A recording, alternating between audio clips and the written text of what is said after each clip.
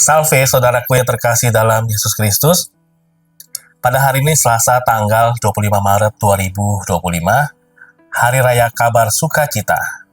Bacaan Injil Lukas bab 1 ayat 26 sampai dengan 38. Inilah Injil suci menurut Lukas. Dimuliakanlah Tuhan. Dalam bulan yang ke-6, Allah mengutus malaikat Gabriel ke sebuah kota di Galilea bernama Nazaret kepada seorang perawan yang bertunangan dengan seorang bernama Yusuf dari keluarga Daud. Nama perawan itu Maria. Ketika masuk ke rumah Maria, malaikat itu berkata, "Salam, hai engkau yang dikaruniai, Tuhan menyertai engkau." Maria terkejut mendengar perkataan itu, lalu bertanya di dalam hatinya, apakah arti salam itu?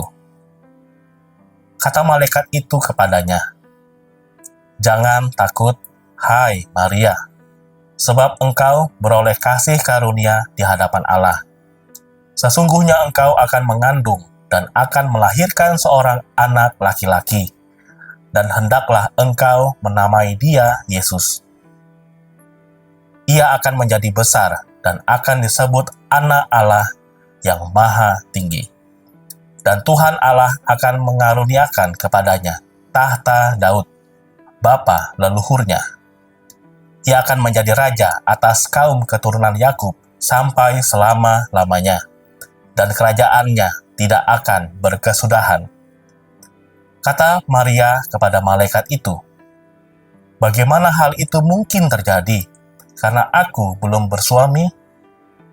Jawab malaikat itu kepadanya, "Roh Kudus akan turun atasmu, dan kuasa Allah yang Maha Tinggi akan menaungi engkau. Sebab itu, anak yang akan kau lahirkan itu akan disebut kudus, Anak Allah. Dan sesungguhnya, Elisabet, sanakmu itu, ia pun sedang mengandung seorang anak laki-laki pada hari tuanya. Dan inilah bulan yang ke-6 bagi dia yang disebut mandul itu. Sebab bagi Allah tidak ada yang mustahil." Maka kata Maria, "Sesungguhnya aku ini adalah hamba Tuhan. Terjadilah padaku menurut perkataanmu itu." Lalu malaikat itu meninggalkan dia. Demikianlah sabda Tuhan. Terpujilah Kristus. Bapak, Ibu, saudara-saudari terkasih dalam Yesus Kristus, hari ini kita merayakan Hari Raya Kabar Sukacita, yaitu kabar tentang kelahiran Yesus Kristus sebagai Juru Selamat dunia.